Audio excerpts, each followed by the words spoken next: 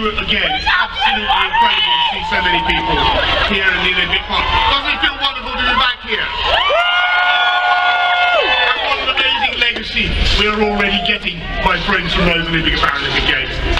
The weather is better than any pre-Olympic weather for the last 10 years, isn't it? And talk about sporting legacy, we're winning more sporting events. I can remember in the history of this country, we're winning in the rugby.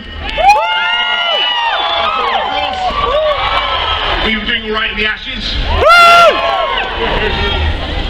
Wimbledon. By a British man for the first time in 77 years.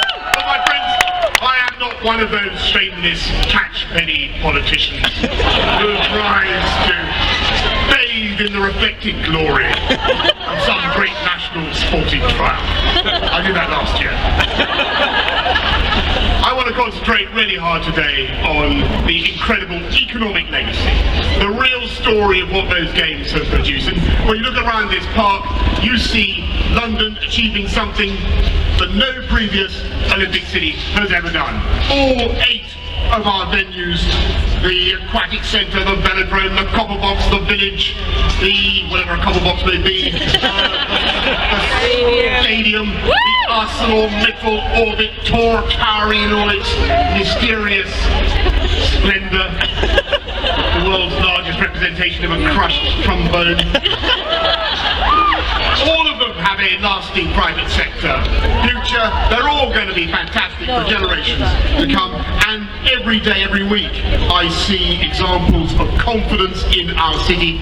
Money flooding in from Croydon, where you've got this amazing investment in the town centre, from the shopping giants Westfield and Hammerson to Battersea, where that great power station, or most of our lives fit for nothing except the album cover for Pink Floyd, now going to be transformed into jobs, into homes, into flats, into businesses.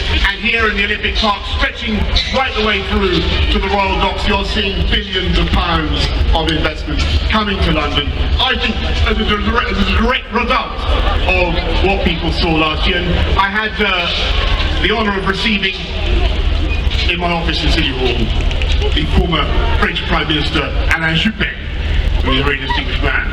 And he's no longer French Prime Minister, he's now Mayor of Bordeaux. And he came into my office with his Légion d'honneur and all his flunkies, and he told me that he was very proud because he was now the mayor of a city that had 239,517 people. Therefore, he was the mayor of the 9th biggest city in France. And you know, I got the ball back very firmly over the net, ladies and gentlemen, because I said that we had 250,000 French men and women in London. And that I was the mayor of the 6th biggest French city on earth.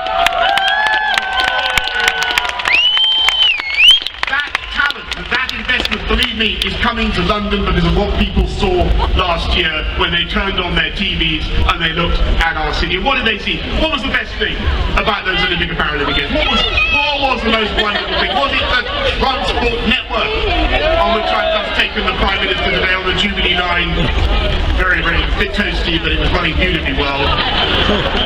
3 miles an hour faster when I was elected. Was that the best thing? Was it the security guards who turned up in huge numbers, having exhausted all the alternatives? Was it Team GB? Yes, it was. Who won more medals per head than any other country? In a statistic that I have not yet verified, but I'm sure it's or was the thing that really distinguished the London Olympics, was it something else? Was it something about the atmosphere of London? I'll tell you what I think it was. It was the volunteers, wasn't it? The Team London ambassadors, the games makers. It was you who made the difference. You sent an image around the world of a city that was welcoming and generous and dynamic and warm-hearted and caring, and where people did acts of supererogatory kindness for others. and that was polychromatic and polymorphous and generally the most wonderful place on earth. And that's why people said, get me to London. So thank you very much, all you volunteers. Thank you everybody for coming along today. Are we going to keep this thing going? Are we going to do what my noble and learned friend Lord Sebastian Newbold Coe says? Are we going to sign up? Are we going to sign other people up for volunteering? Do something fantastic for your city, do something great for your city and your community. Sign someone else up today. Sign someone else. Tune in, turn on. No, wrong. Join in. Join in, sign up, join Team London, join our volunteers today. Thank you very much everybody for coming along.